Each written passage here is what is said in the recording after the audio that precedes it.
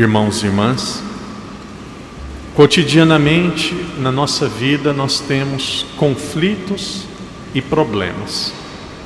Uma vez uma pessoa disse, eu pensei que era um pensamento um pouco pessimista, mas eu acredito que essa pessoa tinha razão. Ela dizia assim: a vida é uma arte de resolver problemas.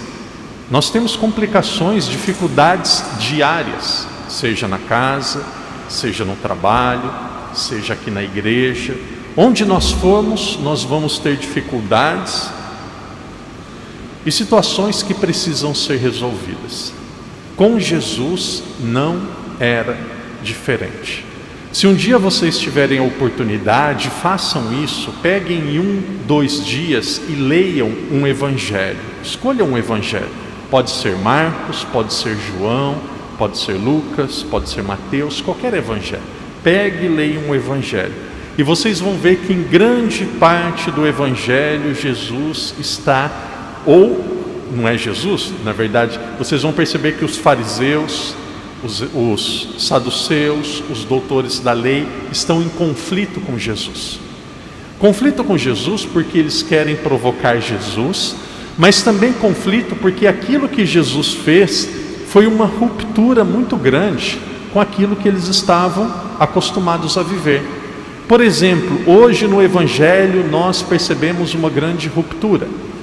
Na verdade, Jesus está ensinando aquilo que eles já deviam ter aprendido no passado, mas o coração daquelas pessoas estavam tão viciado com aquilo que era aparente, com aquilo que era secundário, que eles perderam os olhos e a noção do essencial. De repente, Jesus estava em Jerusalém, na capital, com seus discípulos, e eles iam tomar a refeição. E tomando a refeição, era costume que se deveria lavar várias vezes as mãos, os copos, era um costume de higiene na época. E aí Jesus e os seus apóstolos não estavam muito preocupados com esses detalhes. E aí vieram os judeus, vieram os fariseus, os saduceus e entraram em conflito com Jesus. Por que o Senhor e os seus discípulos não seguem a lei? Por que vocês não seguem os costumes? E aqui veio a pergunta. Então, antes da resposta, vamos ter uma chave de leitura. Aqui é uma dica do padre, é um termo que vai nos ajudar a entender a Bíblia.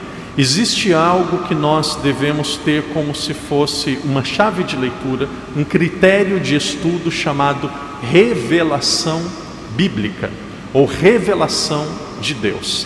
O que significa a palavra revelação de Deus?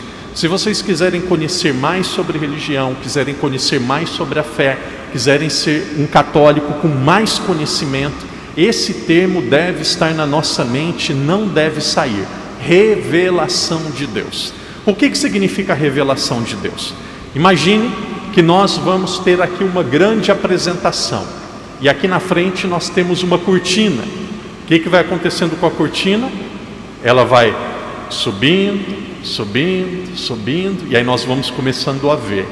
A cortina vai subindo, nós vamos vendo mais. A cortina vai subindo, vai vendo mais. E uma hora ela sobe tudo e nós podemos ver tudo. Deus, ele vai se revelando aos poucos, aos poucos, aos poucos. Deus se revela com os profetas.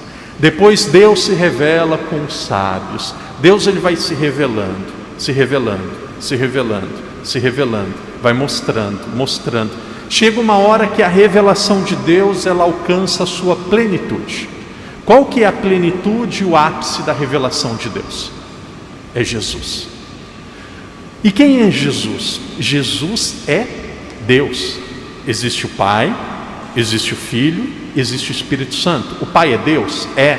Quem criou o Pai? Ninguém, ele é Deus. O Filho é Deus? É. Quem criou o Filho? E aí se pergunta na catequese: o Pai? Errado. Se fazer isso, o padre vai na cadeia, dá vontade de fazer um carinho assim, falou, cabeça. Quem criou o Pai? Ninguém. Claro, o Pai é Deus. Quem criou o Filho é Deus? É. Quem criou o Filho? O Pai? Não. O Filho é Deus? É. Quem criou o Filho? Ninguém. Parabéns. O Espírito Santo é Deus? É. Quem criou o Espírito Santo? Ninguém. Então o Pai não foi criado, o Filho não foi criado, o Espírito Santo não foi criado. Mas teve um momento da história que o Filho teve um momento da história que o Pai, através do Espírito Santo, enviou o Filho. E o Filho veio, e o Filho se tornou um de nós. E o Filho se tornando um de nós, ele precisava ter um nome. E qual foi o nome dele? Jesus. Sempre nós dizemos a palavra Jesus Cristo. Então, aqui, já abrindo um parênteses, aqui é uma explicação para nós aprendermos também para sempre. O que significa Jesus Cristo?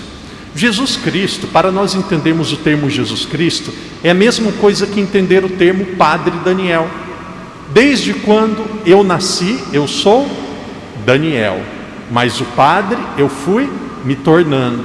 Jesus Cristo é a mesma coisa, e Jesus é desde quando ele nasceu. O Cristo, o Salvador, é algo que ele foi se tornando, e ele se tornou o Cristo depois da ressurreição. Jesus ele sempre foi, e aí o Cristo ele se torna depois que ele ressuscitou. E aí Jesus, o que Jesus faz? Jesus, como Deus, ele se revela, ele revela Deus totalmente. Então, nesse processo da revelação de Deus que é gradual, aquele povo, o povo antigo, ele precisava ser preparado para compreender Jesus. Aquele povo, ele precisava ser preparado para entender a revelação plena que aconteceria com Jesus. Então, o que acontece desde o começo, desde o princípio? A revelação ela é gradual. Então, lavar os copos, lavar as mãos, tudo isso era muito importante. Por quê? Porque Deus queria civilizar aquelas pessoas. Deus queria fazer aquelas pessoas ter bons costumes. Deus queria fazer aquelas pessoas ter higiene. Deus queria fazer aquelas pessoas crescer em humanidade, se tornar pessoas mais desenvolvidas. Mas chegou um tempo que Jesus mostra o essencial, não é aquilo que está fora. O essencial é aquilo que está dentro de nós. O que adianta uma pessoa andar com uma roupa limpa e perfumada na rua, se ela tem um coração com mágoas, com raiva, um coração com remorso? É isso que Jesus está dizendo. Então, lavar ou não os copos é importante? É, mas não é o essencial. Qual que é o essencial? O amor. O essencial é o amor. Quando nós falamos a palavra amor, claro que é muito difícil nós entendermos o amor na sua plenitude. Essa é uma palavra que ficou muito relativizada.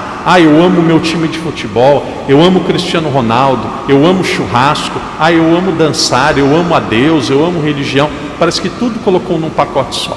Não, as coisas são diferentes. Mas nós já sabemos o que significa amor. Quando nós falamos em amor, como que nós podemos amar como Jesus amou?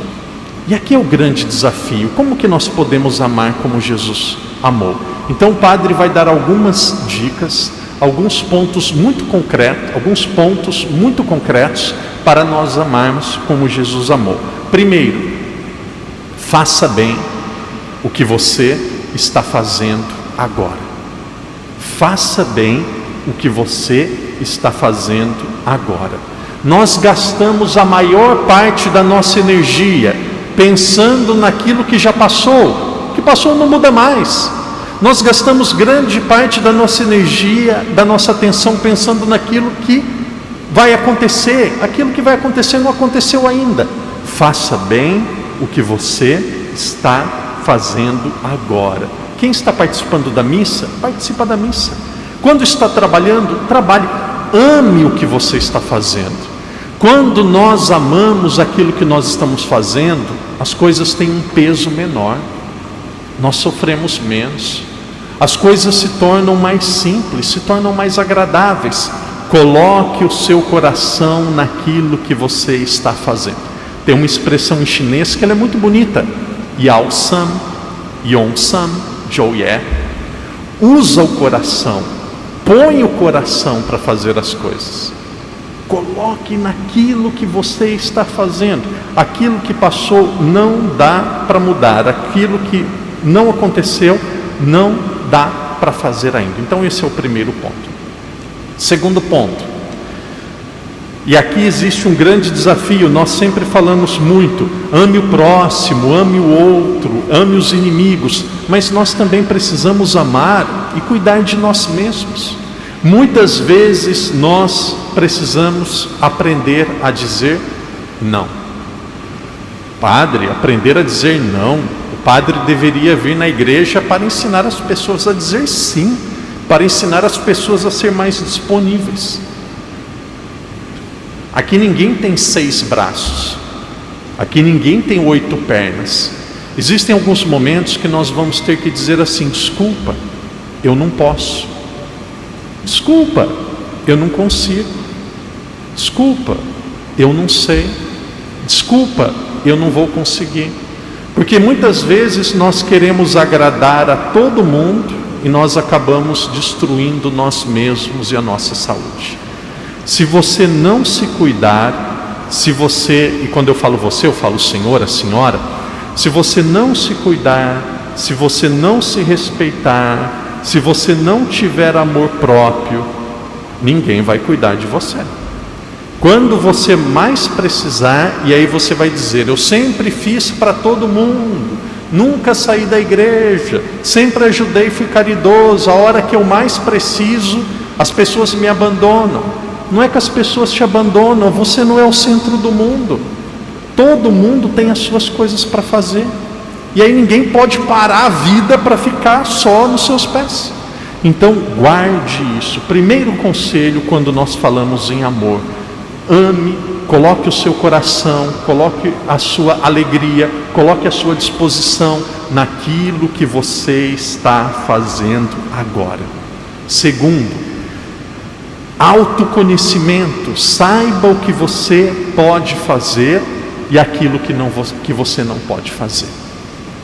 Terceiro, e aqui eu penso que é um dos conselhos mais importantes: a motivação, a razão para nós fazermos as coisas é Deus.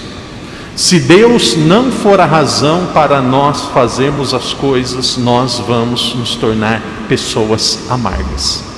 Se Deus não for a razão para nós fazermos as coisas, nós vamos nos cansar.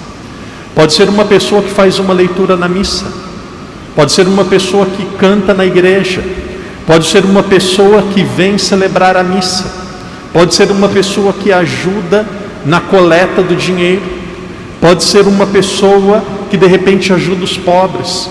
Quando nós acordamos de manhã para ir trabalhar, a motivação, a razão deve estar em Deus. Quando nós fazemos para nós mesmos, nós cansamos. Quando nós fazemos por Deus, nós nos fortalecemos e nós vamos adiante. Então, queridos irmãos e irmãs, nós vamos pedir esta graça, a graça de termos esta clareza, a razão que eu tenho de fazer tudo aquilo que eu faço, a razão de amar, a razão de continuar vindo à igreja, a razão de fazer o bem. A razão é Deus. Eu tenho que me conhecer, eu tenho que saber aquilo que eu posso e aquilo que eu não posso. Por fim, a última característica, e o padre encerra. Jesus, ele está dizendo que o centro e o principal é amar. Vamos pedir esta graça a Deus, a graça de termos o coração bom, a graça de termos o coração bom. Ter o coração bom não significa acertar sempre. Ter o coração bom não significa de vez em quando não ficar triste. Ter o coração bom significa lutar e ter por princípio aquilo que é certo. Vamos pedir essa graça, a graça de termos um coração bom. Padre, ele não merece. Padre, ela não merece. Deus merece. Deus merece. Nós vamos fazer por Deus. Que Deus nos ajude a lavarmos o corpo, os talheres, a cuidarmos de nós mesmos, mas principalmente de uma forma muito especial, lavar, cuidar do nosso coração. Quem vai ganhar não é só o outro, quem vai ganhar é a gente mesmo. Uma pessoa que tem o coração em paz, uma pessoa que tem o coração tranquilo, é uma pessoa que vive melhor, é uma pessoa que é mais feliz. Peçamos que Deus nos ajude a termos um coração como o coração de Jesus.